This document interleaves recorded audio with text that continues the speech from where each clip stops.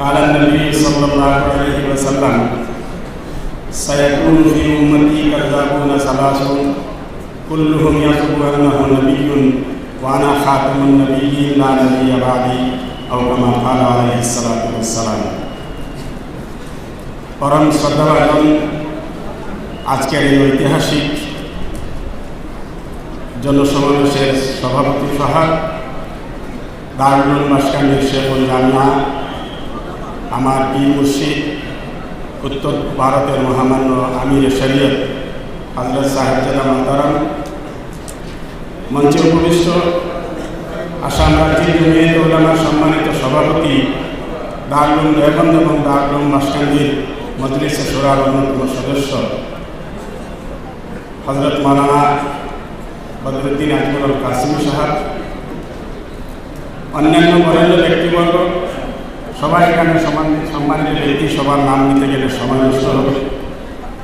বিশেষ করে আমিও সম্বোধন করতে চাইছি আজকের এই সভায়, এই মঞ্চে আমার সৌভাগ্যবশত আমার 2-3 জন সম্মানিত আসাদিরা উস্তাদ মাহতারাম এখানে তশরিফ ফরমা আছেন, যাদের ভিতর ধুলার বরকতে আজকে এই মহাসমাবেশে আমাকে দুটো বাক্য বলার যোগ্যতা আল্লাহ রাব্বুল ইজ্জত দিয়েছেন। ওনাদের কাছে আমি দোয়া চাইব, বিশেষ করে আমার পীর মুর্শিদ যে বিষয়টা সম্পর্কে আমাকে বলার জন্য আদেশ দিয়েছেন, সে সম্পর্কে আমি যেন উপযুক্ত কথাগুলো বলতে পারি তার জন্য দোয়া প্রার্থনা করব। মঞ্চে আজকের এই সভায় উপস্থিত সম্মানিত সুধীমণ্ডলী এবং বিশেষ করে এই মঞ্চে ওই সমস্ত আমার প্রিয় ছাত্রবন্ধু যারা আজকের বুখারী খতমের দোয়ার পরে দেশ, সমাজ, জাতি এবং মিল্লতের প্রতি এক বড় দায়িত্ব নিজের কাঁধে নিয়ে এখান থেকে যাবেন, তাদেরও আমি বিশেষ করে দৃষ্টি আকর্ষণ করতে চাই। হযরত আমাকে যে বিষয়টা সম্পর্কে বলতে আদেশ করেছেন, সেই বিষয়ের পটভূমি হিসাবে আমি 2-3 মিনিটের মধ্যে কিছু কথা বলতে চাইব। আর সেই কথাগুলো হয়েছে দারুল উলুম মাসকান্দিকে কেন্দ্র করে। 31 মার্চ 1864 সালে দারুল উলুম দেওবন্দের ভিত্তি রাখা হয়েছিল। আর সেই ভিত্তি রেখেছিলেন আল্লাহ পাক রব্বুল ইজ্জতের 5 জন প্রিয় বান্দা, হযরত মাওলানা কাসিম নানাতুবি রহমতুল্লাহ আলাইহি, মাওলানা ফজলুর রহমান উসমানী, সৈয়দ আবিদ হুসাইন, মাহতাব আলী, জুলফিকার আলী দেওবন্দ। এই 5 জন আল্লাহর ওলির পবিত্র হাতে 1864 সালে দারুল উলুম দেওবন্দের ভিত্তি রাখা হয়েছিল। দারুল উলুম মাসকান্দির ঠিক প্রতিষ্ঠা সাল এই মুহূর্তে আমার স্মরণে নেই, কিন্তু যতটা আমার মনে পড়ে বা যতটা আমি মুরব্বীদের কাছে শুনেছি, এই এলাকার একজন বিশিষ্ট আল্লাহর ওলি ছিলেন হাজী আকবর আলী সাহেবের নাম। উনি এখান থেকে হিজরত করে মক্কায় চলে গিয়েছিলেন। সে প্রাক স্বাধীনতার আগের কথা। তখন এক দেশ থেকে আরেক দেশে যাওয়া, এক দেশ থেকে আরেক দেশের নাগরিক হওয়া আজকের মতো জটিল ব্যাপার ছিল না। সেই সময় উনি এখান থেকে হিজরত করে চলে গিয়েছিলেন। আমরা উত্তর পূর্বাঞ্চলবাসী সামগ্রিকভাবে, তার মধ্যে বিশেষ করে আসামবাসী, তার মধ্যে বরাকবাসী, আর তার মধ্যে বাঁশকান্দি এলাকার লোক, আপনাদের সৌভাগ্যের বিষয় যে হযরত মাওলানা ইমদাদুল্লাহ মুহাজিরে মক্কি রহমতুল্লাহ আলাইহি, হযরত ইমদাদুল্লাহ মুহাজিরে মক্কি রহমতুল্লাহ আলাইহি সেই হাজী আকবর আলী সাহেবকে ওখান থেকে পাঠিয়ে দিয়েছিলেন যে তুমি মক্কায় না, তোমার বাড়িতে যাও এবং সেখানে গিয়ে একটা মাদ্রাসা প্রতিষ্ঠা করো। সেই মাদ্রাসা প্রতিষ্ঠা হওয়ার পরে ইমদাদুল্লাহ মুহাজিরে মক্কি সেই লিগেসি, সেই পরম্পরা একজন বিশিষ্ট ব্যক্তিত্ব, আমাদের সবার শ্রদ্ধেয় নমস্য শেখুল ইসলাম হযরত মাওলানা হুসাইন আহমদ মদনী রহমতুল্লাহ আলাইহিও একাধিকবার এই মাদ্রাসায় এসেছিলেন এবং পরিশেষে উনি ওনার প্রাণপ্রিয় শিষ্য শেখুল হাদিস হযরত মাওলানা আহমদ আলী সাহেব রহমতুল্লাহ আলাইহিকে মদিনার পবিত্র ভূমিতে বসে আদেশ করেছিলেন, তুমি বাসকান্দিতে যাও এবং সেখানে গিয়ে দিনের খিদমত করো, হাদিসের খিদমত করো।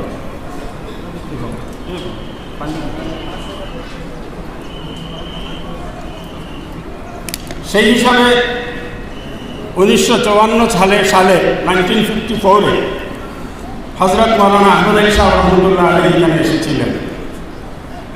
কিন্তু এই সমস্ত বাহ্যিক যেটা পরম্পরা, বাহ্যিক যেটা লিগেসি, যেটা ক্রম, যেটা তার চাইতে বড় বিষয়টা হলো এই মাদ্রাসা এখানে যে শুরু হয়েছিল পবিত্র মক্কা ভূমি থেকে, তার মধ্যে আল্লাহ তাবারাকা ওয়া তাআলার একটি বিশেষ অনুগ্রহ রয়েছে।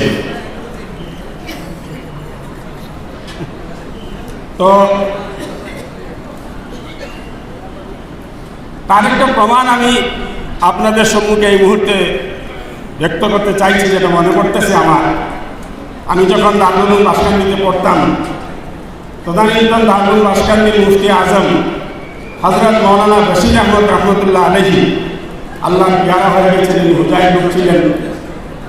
উনি একদিন কথা প্রসঙ্গে বললেন, আমরা আরো কয়েকজন ছাত্র ছিলাম, যে হযরত শেখুল ইসলাম মদনী রহমতুল্লাহ আলাইহি কোন জায়গার সফর থেকে আসছেন। দারুল উলুমের ছাত্ররা হযরত রহমতুল্লাহ আলাইহিকে ইস্তেকবাল করার জন্য দেওবন্দের স্টেশনে যাচ্ছিলেন। ওই সময় হযরত মাওলানা আহমদ আলী সাহেব রহমতুল্লাহ আলাইহি, তখন তিনি দারুল উলুম দেওবন্দের ছাত্র, উনি একটা রিক্সা নিয়েছেন স্টেশনে যাওয়ার জন্য। সামনে মাওলানা মুফতি বশির আহমদ, উনিও তখন দারুল উলুম দেওবন্দের ছাত্র, তখনও মুফতি হননি। আহমদ আলী সাহেব তখনও শেখুল হাদিস হননি।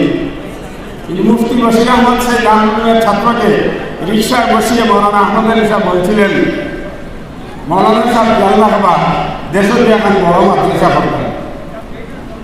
এই কথাটা হযরত মাওলানা আহমদ আলী সাহেব রহমতুল্লাহ আলাইহি মৌলানা হওয়ার আগে, শেখুল হাদিস হওয়ার পূর্বে, শেখুল ইসলাম মদনী রহমতুল্লাহ আলাইহি খলিফা হওয়ার পূর্বেই বলেছিলেন যে মৌলানা সাহেব স্মরণ রাখবেন, খেয়াল রাখবেন, দেশে গিয়ে একটা বড় মাদ্রাসা করব। মুফতি বশির আহমদ সাহেব রহমতুল্লাহ আলাইহি বলছিলেন, আহমদ আলী সাহেব যখন এই কথাটা বলছিলেন, তখন আমি ভাবছিলাম যে আহমদ আলী সাহেব একজন ছাত্র, ওনার মেমোরিটা উনি ব্যক্ত করেছেন, সেটা কোন দিন হবে আর কোনো দিন হবে কিনা, সে কথা আমার স্বপ্নের মতো মনে ছিল না। কিন্তু মাওলানা আহমদ আলী সাহেব যেদিন আমাকে বাসকান্দি থেকে খবর পাঠিয়েছিলেন, বশির আহমদ সাহেব আপনি দারুল উলুম বাসকান্দিতে আসুন, এখানে দারুল ইফতার শুরু করা হবে এবং এই দারুল ইফতার সদর মুফতি হিসাবে আপনাকে প্রয়োজন। মাওলানা বশির আহমদ সাহেব রহমতুল্লাহ আলাইহি তখন বলছিলেন যে, তখন আমি বুঝতে পেরেছিলাম যে মাওলানা আহমদ আলী সাহেব দারুল উলুম দেওবন্দের ছাত্র হিসাবে যে স্বপ্ন দেখেছিলেন, সেই স্বপ্ন আজকে বাস্তবে রূপায়িত হতে চলেছে। আর সেই কথাটা যে আমাকে বলেছিলেন খেয়াল রাখবে, সেই খেয়ালের দিনটা আজকে এসেছে। এই জন্য আমি দারুল উলুম বাসকান্দিতে এসে হাজির হয়েছিলাম। এই হলো দারুল উলুম বাসকান্দির আল্লাহ তাবারাকা ওয়া তাআলার রহমত এবং সুদৃষ্টি সাথে আধ্যাত্মিক এবং রুহানি সম্পর্ক। আমি মাঝখানে বলেছিলাম যে সমস্ত উত্তর পূর্বাঞ্চল থেকে শুরু করে বাসকান্দি এলাকার আমরা যারা জনগণ, সৌভাগ্যবান জনগণ আপনারা যারা এখানে আছেন, এই মঞ্চে আছেন, মঞ্চের বাইরে আছেন, দূরের থেকে আমাদের কথা শুনছেন বা শুনছেন না, আপনাদেরকে একটা কথা মনে রাখতে হবে, সমস্ত উত্তর পূর্বাঞ্চলের মধ্যে কোনো ভাগ্যবান লোকের তালিকা যদি তৈরি হয়, সূচিপত্র যদি তৈরি হয়, সেখানে বাসকান্দিবাসীর নাম সবার আগে আসবে। আমার খুব ভালো করে মনে আছে, আমি যখন দারুল উলুম বাসকান্দিতে পড়তাম, ওই বিল্ডিং তখন সেখানে পুরানো ঘর ছিল, এই ঘরের সম্মুখে ছোট্ট একটা স্টেজ বানানো হয়েছিল।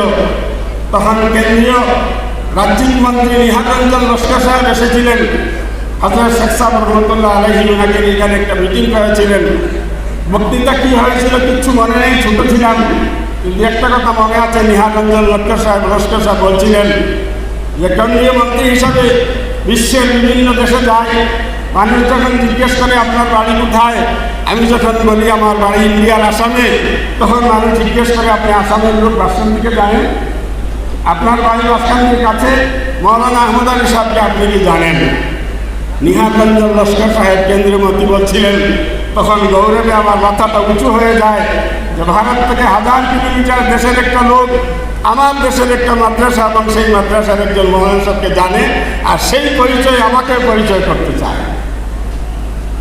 এই জন্য সম্মানিত সুধীমণ্ডলী, যারা বাসকান্দি এলাকার লোক, আমি ব্যক্তিগতভাবে বাইরের দেশে যাওয়ার কোনো সুযোগ হয়নি। ভারতবর্ষের বিভিন্ন রাজ্যে 700 বছরে ঘুরে বেড়াই। আসামের নাম শুনলে অনেকেই জিজ্ঞেস করে মৌলানা আহমদ আলী সাহেব জানবে। যখন বলি मैं शागिर हूँ तो उन्होंने एक आलादा दृष्टि है, क्या हजरत से पढ़े हुए हैं, अब हजरत के शागिर भी है। এই সৌভাগ্যটা জানলো বাসকান্দি এলাকার মানুষের হয়েছে। আজকে আসামের আজকের এই বখারি খতমের শরীর হওয়ার জন্য সুদূর মানকাচর থেকে এখান থেকে প্রায় 800 কিলোমিটার দূর থেকে বাসে যাত্রার লিখারা এখানে এসেছে। কত ঘন্টা জার্নি করেছে, আবার কত ঘন্টা জার্নি করে তারা বাড়িতে যাবে। আপনারা এই মাঝে বাড়ির থেকে পায়ে হেঁটে 2 মিনিটে সেইখানে মজমায় শরীর হয়েছেন। শুধু সাধারণ মানুষ না, আমার দুজন অতি বিশ্বস্ত অতি গুরুত্বপূর্ণ সহকর্মী যারা তঞ্জিমে মাদারিসে কর্মীরা পরীক্ষার জন্য মাঠে ঘুরে বেড়াতে আসতে পারেনি, আজকে সকালবেলা আমাকে ফোন করেছে, হজরত বাসকান্দির পবিত্র বখারি খতমের অনুষ্ঠানে যেতে পারিনি, আপনি গিয়েছেন, দুয়াতে আমাদের কথা স্মরণ রাখবেন। বাসকান্দির মানুষকে সেই সৌভাগ্যের কথা ভুললে চলবে না। কিন্তু বন্ধুগণ, আমাদেরকে মনে রাখতে হবে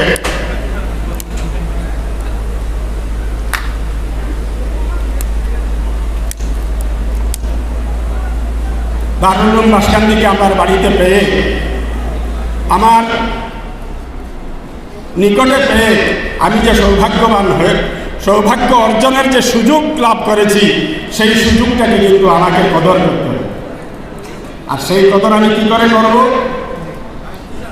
সেই কদর, আর এই কথাগুলো আমি শুধু বাসকান্দির জন্য বলছি না, আমি ব্যক্তিগতভাবে দারুল উলুম বাসকান্দির শোরার মেম্বার হিসেবে পরিচয় দিতে লজ্জাবোধ করি। এজন্য সেই দৃশ্যগুলো আমার চোখের সামনে খুব ভালো করে আছে। ওই মাদ্রাসার মাঠে যখন ভলিবল খেলতাম, আরবি দুবম সুবম চারবের ছাত্র ছিলাম, এই হুজুররা যারা এখানে আজকে বসে আছেন, যাদের পায়ের তলায় তেল মালিশ করে করে নিজের জীবনকে ধন্য করতাম, আজকে ওনাদেরই জীবনে ওনাদেরই সুদৃষ্টির বরকতে আল্লাহ এখানে শোরার মেম্বার এই খেদমতের সুযোগ দিয়েছে। আমি প্রথম আমাকে বলছি, দারুল উলুম বাসকান্দির শোরার সদস্য হিসাবে একটা কথা মুখ থেকে বার করার আগে আমাকে 10 বার চিন্তা করতে হবে, আমার এই কথার দ্বারা এই মাদ্রাসার লাভ হবে না লোকসান হবে।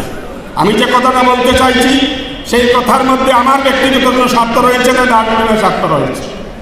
আমি যত বড় বক্তা হই, যত বড় মৌলানা সাহেব হই, যত বড় মুবল্লিগ হই, যত বড় পীর সাহেব হই, আল্লাহর নবী সাল্লাল্লাহু আলাইহি ওয়াসাল্লামের প্রতিষ্ঠানে ক্ষতি করা কোনো কথা আমার মুখ দিয়ে বার হবে, আমার মাথায় চিন্তা করবে, আমার বিবেক ভাববে, আর সেটাকে আমি কার্যে পরিণত করার জন্য চেষ্টা করব।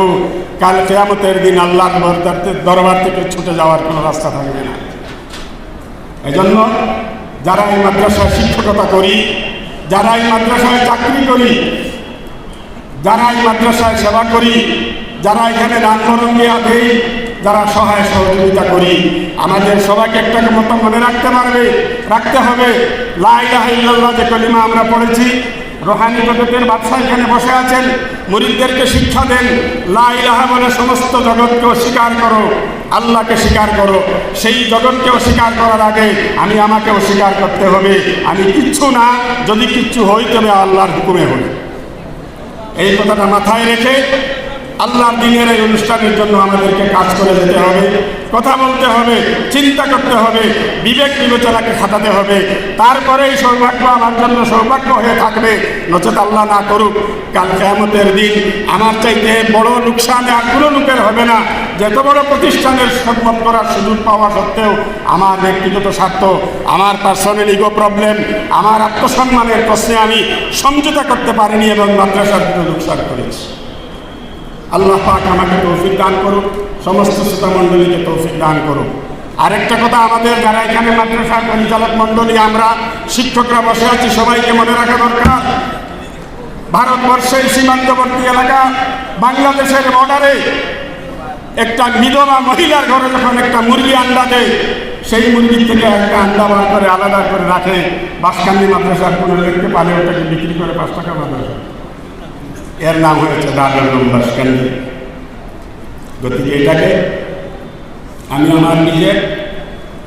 আমার ব্যক্তিগত কারো ব্যক্তিগত হিসাবে যেন আমরা ব্যবহার করা সেই দৃষ্টতা, সেই দুঃসাহস যেন না করি। আল্লাহ আমাদের সবাইকে ইখলাসের সাথে তৌফিক দান করুন। এবার আমি আসছি দারুল উলুম বাঁশকান্দিকে হযরত ইমদাদুল্লাহ মাহাদির মক্কি রহমতুল্লাহ আলাইহি সেই মক্কা থেকে এই স্বপ্ন কেন দেখেছিলেন, এখানে হাজী আকবর সাহেবকে তুমি ওখানে যাও, একটা মাদ্রাসা করো। শেখুল ইসলাম মৌলানা হুসাইন আহমদ মাদানী রহমতুল্লাহ আলাইহি মদিনার পবিত্র ভূমি থেকে সেখানে কেন মৌলানা আহমদ আলীকে পাঠিয়েছিলেন, যাও সেখানে একটা মাদ্রাসা করো। মৌলানা আহমদ আলী সাহেব এসে তখনকার আসামের বরেণ্য উলামায়ে কেরাম হযরত মৌলানা মুফতি বশির আহমদ সাহেব রহমতুল্লাহ আলাইহির নাম আমি এইমাত্র নিয়েছি, হযরত মৌলানা মুসদ্দর আলী সাহেব রবীন্দ্রপুরী রহমতুল্লাহ আলাইহি, হযরত মৌলানা শামসুদ্দিন সাহেব রহমতুল্লাহ আলাইহি, যাকে আমরা পড়ান জামানায় ইমামুন নহ হিসাবে শুনেছিলাম, নাম শুনেছি, এই সমস্ত বরেণ্য আলিমদেরকে এই মাদ্রাসায় নিয়ে এসে মাদ্রাসাকে দ্বিতীয় তার পুনর্জীবন একটা নতুন একটা পর্যায়ে নিয়ে যাওয়ার চেষ্টা করেছিলেন। এবং আজকে আলহামদুলিল্লাহ দারুল উলুম বাঁশকান্দি এই গৌরব নিয়ে, এই ঐতিহ্য নিয়ে আজকে আমাদের সম্মুখে দাঁড়িয়ে আছে। এবং আমরা আশা রাখি আপনাদের সবার সহযোগিতায়, সম্মানিত শেখুল জামিয়া আমিরের শরীয়তের প্রচেষ্টায়, ঘনিষ্ঠ প্রচেষ্টায় ইনশাআল্লাহ আজকে যে দারুল উলুম বাঁশকান্দি আমরা দেখতে পাচ্ছি, যদি জীবনে বেঁচে থাকি 10 বছর পরে আসলে ইনশাআল্লাহ দ্বিগুণ বড় তার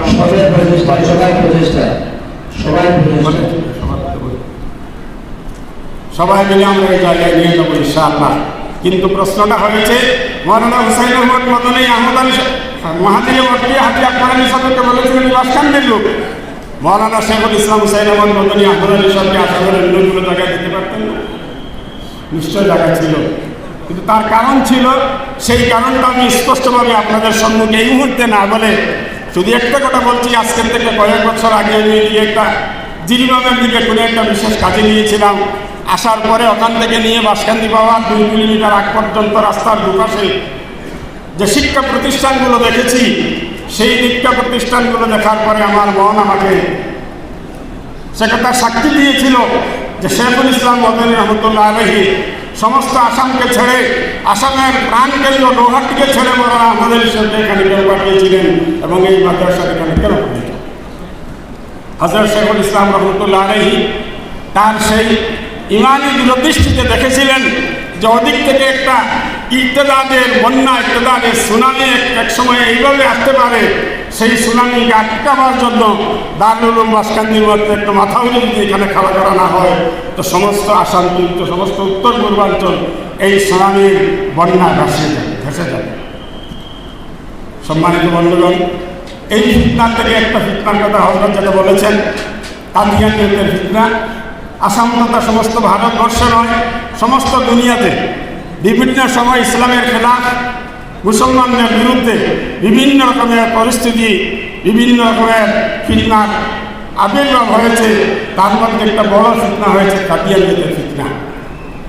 ভারতবর্ষে কাদিয়ানিয়তের ফিতনার ইতিহাস বলতে গেলে অনেক দীর্ঘ হবে।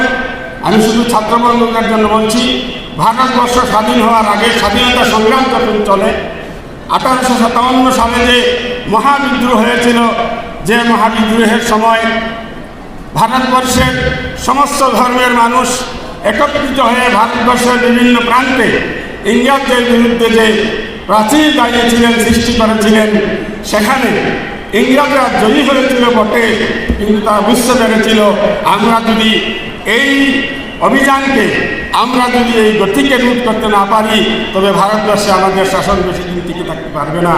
তখন তারা গবেষণা করে দেখেছিল যে ভারতবর্ষের এই ইংরেজদের বিরুদ্ধে সমস্ত সংগ্রাম চলছে, যেই সংগ্রামের নেতৃত্ব মুসলমানরা দিচ্ছে, এবং এই সংগ্রামে গিয়ে মুসলমানরা তাদের আত্মাহুতি দিতে, প্রাণ বিসর্জন দিতে ক্ষণিকের জন্য ভাবছে না তার পিছনের শক্তিটা কি।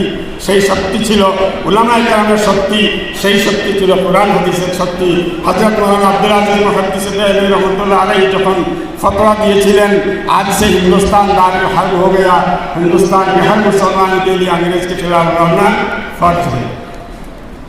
এই ফতোয়ার বিনিময় হয়েছিল।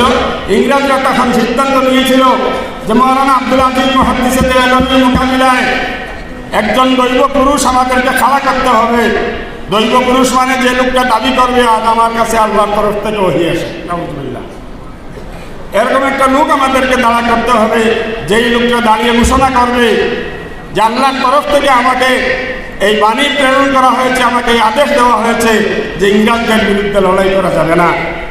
ছাত্রবন্ধুদেরকে আমি পরামর্শ দেব, আপনারা এখান থেকে যাওয়ার পরে বিভিন্ন কিতাব মোতালা করবেন, তার মধ্যে রদ্দে কাদিয়ানিয়তের যে সমস্ত কিতাব আছে সেগুলোকে মোতালা করে দেখতে পারবেন। তনজিমে মাদারিসের কার্যালয়ে গেলে দেখবেন কাদিয়ানির নিজের লেখা শতাধিক কিতাব আমাদের লাইব্রেরির মধ্যে রয়েছে। কাদিয়ানিদের একটা কিতাব আছে যেটার নাম হয়েছে তজকিরা, কোরআনে কারীমের আরেক নাম তজকিরা। কাদিয়ানী লাআনাহুল্লাহু তাআলা ইলা ইয়াউমিল কিয়াম, সে তার বাণীগুলোকে তজকিরা নাম দিয়ে তোমার 800 পৃষ্ঠার একটা পুস্তক ছাপা করে প্রকাশ করেছে। আর এই তজকিরার প্রথম পৃষ্ঠার মধ্যে, কবারের ভিতরে পৃষ্ঠার মধ্যে লেখা আছে ওহী মুকদ্দাস, অর্থাৎ তার কাছে আল্লাহর তরফ থেকে যে সমস্ত দৈববাণী, পবিত্র দৈববাণী নাউযুবিল্লাহ এসেছিল সেসব। সেই তজকিরার মধ্যে সে এক জায়গায় লিখেছে যে আমাকে আল্লাহ তাবারক ওয়া তাআলা জানিয়েছেন নাউযুবিল্লাহ যে ইংরেজের শাসন হয়েছে ভারতবর্ষের মুসলমানের জন্য আল্লাহের করুণা এবং রহমত, সুতরাং এদের বিরুদ্ধে লড়াই করা যায় না, লড়াই করা যাবে না। এই ফতোয়াটাই হয়েছিল কাদিয়ানি ফিতনার মূল কেন্দ্রবিন্দু, যার জন্য ইংরেজরা তাকে দাঁড় করিয়েছিল, তাকে খাড়া করিয়েছিল। আজকে ইংরেজরা এই দেশ থেকে চলে গেছে, মির্জা কাদিয়ানী লাআনাহুল্লাহু তাআলা ইলা ইয়াউমিল কিয়াম দুনিয়া থেকে চলে গেছে, কিন্তু তার শিষ্যরা এখনো আছেন, যারা অবিভক্ত ভারতবর্ষের পাঞ্জাব রাজ্যে ছিল। ভারতবর্ষ যখন বিখণ্ডিত হয়েছে তখন তারা পার্শ্ববর্তী দেশের পাঞ্জাবে চলে গেছে। পার্শ্ববর্তী দেশ এবং সমস্ত পৃথিবীর মুসলমানদের ঐক্যবদ্ধ অভিযানে মোকাবিলায় তারা এখানে টিকে না থাকতে পারে। লন্ডন গিয়ে তাদের এখন হেড অফিস করেছে এবং সেখান থেকে সমস্ত পৃথিবীতে কাদিয়ানি ফিতনা পয়লায়। যে কাদিয়ানিরা মানুষকে সহজভাবে একটা কথা বোঝাবার চেষ্টা করে যে মুসলমানদের মধ্যে যেভাবে 4টা মযহব রয়েছে, দেওবন্দি, বেরেলভি ইত্যাদি রয়েছে, সেভাবে আমরা আহমদী মুসলমান, গতিকে তোমরা আমাদের সাথে আসো। কিন্তু পরবর্তী তারা যে কথাটা বলে সেটা হয়েছে লা ইলাহা ইল্লাল্লাহ মুহাম্মাদুর রাসূলুল্লাহ, মুহাম্মদ সাল্লাল্লাহু আলাইহি সাল্লাম যেভাবে আল্লাহর নবী, গোলাম আহমদ কাদিয়ানী তারা গোলাম আহমদ রাসূলুল্লাহ বলেন, আলহামদুলিল্লাহ সেও ওই রকম নবী। গতিকে শুধু মুহাম্মদ রাসূলের উপর ঈমান আনলে শেষ হবে না, গোলাম আহমদ কাদিয়ানীকেও যদি কেউ নবী বলে বিশ্বাস না করে সেও কাফির হয়ে যাবে, তারও ঈমান থাকবে না। এই কথাগুলো আমার না, এই কথাগুলো হয়েছে কাদিয়ানীদের নিজস্ব কিতাবের লেখা কথা।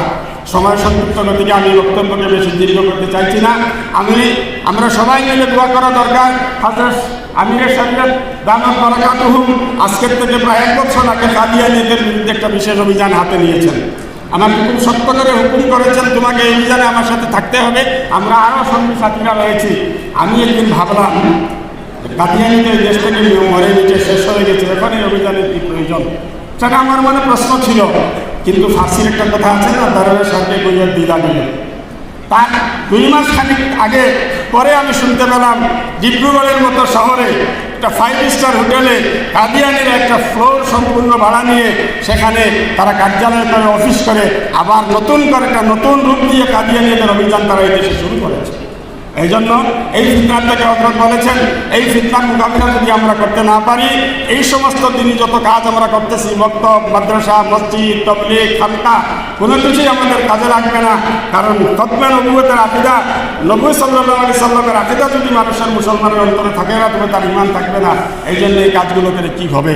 এই জন্য হযরত দামাত বারাকাতুহুম একটা বিশেষ অভিযান নিয়েছেন। যেখানে যেখানে ব্রহ্মপুত্র বেরিত ওনার সফর হয়েছে, সব জায়গায় উনি এই সমস্ত বিষয়ে আলোচনা করেছেন। আজকের এই মহাসভায়, মহাজনসমাবেশে বরাক তথা ব্রহ্মপুত্র বেরির বিভিন্ন এলাকার জিম্মাদার ব্যক্তিত্বরা এখানে এসেছেন।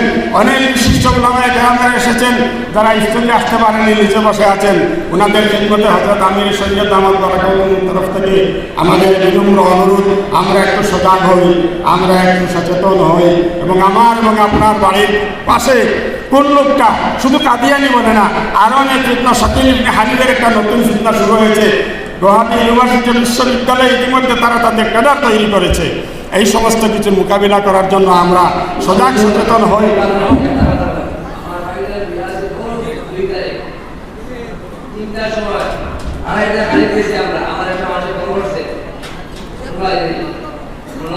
गया। वो कोई लोग बोलो आप मौलाना याहिया है, हाँ हूँ।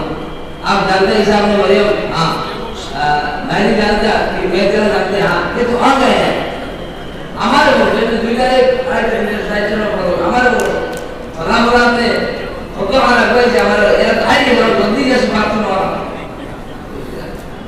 হযরতের কথা আপনারা নিশ্চয় বুঝেছেন। আমি বলছিলাম যে আগের থেকে এখন থেকে প্রায় 10 বছর আগে কাদিয়ানীদের টার্গেটেড এরিয়া বা টার্গেটেড মুসলমান ছিল সাধারণ মানুষ, যারা দিন বুঝে না, যারা ইমান বুঝে না, যারা দিনের জ্ঞান তাদের কাছে নেই, তৌহিদ বুঝে না, খতমে রসুলত বুঝে না, এই সমস্ত এলাকায় তারা মেহনত করতো। কিন্তু আলহামদুলিল্লাহ হযরত শেখ আব্বাস কান্দি রহমতুল্লাহ আলাইহি, হযরত মাওলানা আহমদ আলী সাহেব রহমতুল্লাহ, আব্দুল হক সাহেব রহমতুল্লাহ আলাইহি গাড়িগাঁও, মাওলানা সিকান্দার আলী সাহেব হযরতের যারা সহকর্মী ছিলেন, ওনাদের দিন রাতের মেহনতে আজকে ওই সমস্ত এলাকায়, বিশেষ করে আসামের প্রত্যন্ত এলাকায় এমন একটা পরিবেশ তৈরি হয়েছে। আমরা আমাদের কর্মীরা, তনজিম বোর্ডের, দিনী তালিমি বোর্ডের কর্মীরা যখন এলাকায় যায় তো বলে হযরত একটা আই কার্ড দিয়ে দিন। বলে কেন আই কার্ড চাই? বলে মানুষ ধরে দাঁড়ায়, তুমি যে কাদিয়ানীরা প্রুফ করে তারপরে কথা বলো। একটা পরিবেশ হয়েছে আলহামদুলিল্লাহ। এই পরিবেশের নিয়মে আজকালকে তারা এই সমস্ত এলাকার থেকে সরে গিয়ে উত্তর পূর্ব ভারতের আমিরে শরীয়তকে দাওয়াত দিচ্ছে টেলিফোন দিয়ে। কত বড় দৃশ্যতা, কত বড় দুঃসাহসতা! এজন্য বন্ধুগণ, বিশেষ করে আমার এই সমাজ আজকে এখান থেকে যে ৬২ জন উলামায়ে কেরাম পাগড়ি সনদ দিয়ে এখান থেকে যাচ্ছেন, তাদেরকে আমি বলবো বুকে হাত দিয়ে আল্লাহকে সাক্ষী করে আমরা এই পণ নেব, আমরা এই সিদ্ধান্ত নেব, আমরা এই সংকল্প নেব, কাদিয়ানীকে প্রাধান্য কাদিয়ানী থেকে শুরু করে আসাম তথা উত্তর পূর্বাঞ্চলের মাটিতে দ্বীন-এ ইসলামের খেলাফ, নবুয়তের খেলাফ, খতমে নবুয়তের খেলাফ যত ষড়যন্ত্র মুসলমানকে বিভ্রান্ত করার জন্য চলছে এবং চলবে, তাদের জন্য আমরা, তাদের মোকাবিলার জন্য আমরা আমাদের জীবনের সর্বস্বকে ত্যাগ করার জন্য তৈরি আছি ইনশাআল্লাহ। আসি তো সবাই আমরা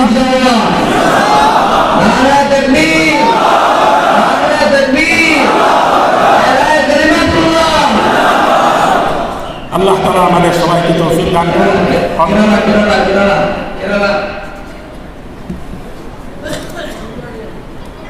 ফিতনার মধ্যে অনেক রকমের ফিতনা যখন মুখ খুলে তো অনেক রকমের চেহারা নিয়ে আসে। আমরা আসাম রাজ্যিক দ্বীনী তালিমি বোর্ডের তরফ থেকে আমাদের মুরব্বীদের দোয়া এবং সহযোগিতা নিয়ে দ্বীনী তালিমি বোর্ডের কর্মীরা এখানে আমার সহকর্মী বসে আছেন। আসামের চর অঞ্চলগুলো এলাকায় যেখানে আজকের থেকে 12 বছর 15 বছর আগে মক্তব নামের কোনো ধারণা ছিল না, সেই সমস্ত এলাকায় গিয়ে মেহনত করে করে মক্তবের একটা নেটওয়ার্ক তৈরি করা হয়েছে। যেটা আমি বললাম যে মানুষের মধ্যে এতটা চেতনা এসেছে যে জমিয়তের কথা বলতে গেলে বলে আগে তোমার প্রুফ দাও, পরিচয় দাও, না হলে এখানে তুমি কাজ করতে পারবে না, তুমি যে কাদিয়ানীর এজেন্টটা তার প্রমাণ কি? এখন কাজ হয়ে গেছে, কিছু কিছু নতুন লোক বার হয়েছে সেই সমস্ত সাইনবোর্ড বিক্রি করে তাদের স্বার্থকে উদ্ধার করার জন্য। এখানে হাফিজ বশির আহমদ সাহেব দামাত বারাকাতুহু, রাজ্যিক জমিয়তের সম্মানীয় সাধারণ সম্পাদক, আমার সহকর্মী মৌলানা মুফতি ইয়াহিয়া সাহেব, দারুল উলুম কাজীখানা মাদ্রাসার তমিম একটা জেলা জমিয়তের উনি সভাপতি, আমরা একসাথেই কাজ করি, ওনারা বসে আছেন, ওনারা জানেন। বিগত 2 বছর থেকে সেই সমস্ত প্রত্যন্তের এলাকায় কিছু লোক এসেছে যারা তাদের অফিসে যখন আসে, আমি সংক্ষিপ্তভাবে বলছি শোনার দরকার কথাগুলো, কার্যালয়ে যখন আসে, তাদের ব্যক্তিগত রুমে যখন আসে, জিন্স প্যান্ট পরে, টি শার্ট পরে, কুর্সিতে বসে, মসজিদের বারান্দায় বসে সিগারেট খায়। আর যখন পাবলিকের মাঝে যায়, আরবি জুব্বা নিয়ে, মাথায় আরবি রুমাল দিয়ে মানুষের কাছে যায় এবং মানুষকে তশকিল করে। কি তশকিল করে? তশকিল করে এই যে সবাই বক্তব্য আপনারা পড়াচ্ছেন, আপনাদেরকে কোনো পয়সা দেয়।